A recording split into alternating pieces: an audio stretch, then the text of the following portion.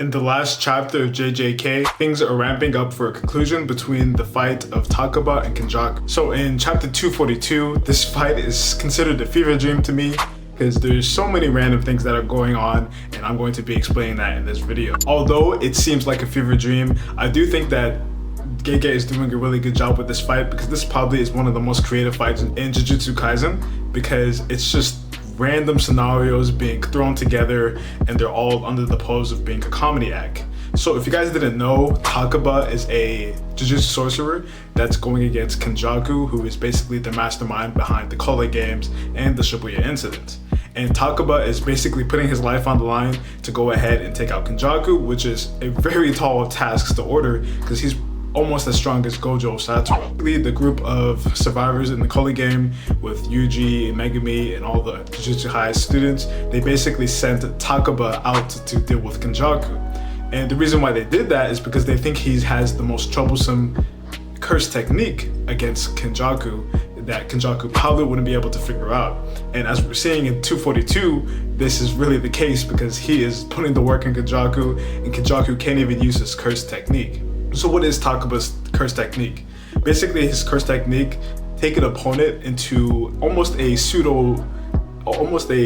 incomplete domain expansion. He's basically taking Kenjaku through comedy skits or scenarios or just, very funny jokes, and it allows him to basically control his opponent's movements. And the only thing that Kenjaku can do is basically tell better jokes so he can actually damage Takaba in the process, which is kind of crazy when you think about it. I think that that's a really cool curse technique to have. It's basically a domain expansion, but it's not really, because the other opponent can't use the curse technique to battle your own curse technique, which is pretty OP, which is probably why they sent Takaba to actually go against Kenjaku, because Kenjaku has a array of curse spirits and even special grade curse spirits that can do domain expansions.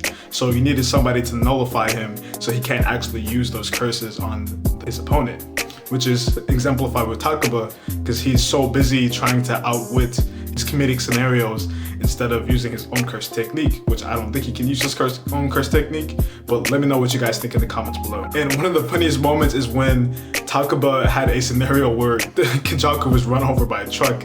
It's a running gag in anime and manga that getting run over by a truck means you're going to an isekai, which he kind of is. His curse technique is an isekai. He's just bringing people into his own perception of reality and his own comedic skits. Every panel is a different scenario, every panel is a different gag line or a different joke, and I think that Takaba did a really good job with this character.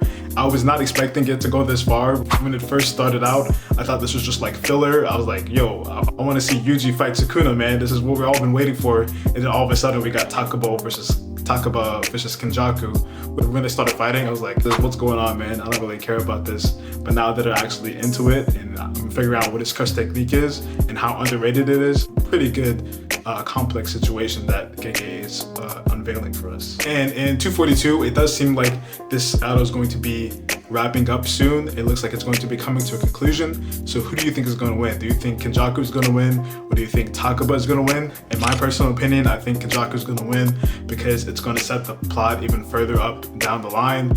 I'm not sure if JJK is trying to end it after the Kole game arc, or he's setting it up for even further after the Kole game arc. I have no idea, but what we've seen so far in the manga has been really good, and I think that he's doing an excellent job with it. But who do you think is going to win, Takaba or Kenjaku? Give me a reason as to why you think one of them is going to win. See in the next chapter, or probably in the next two chapters.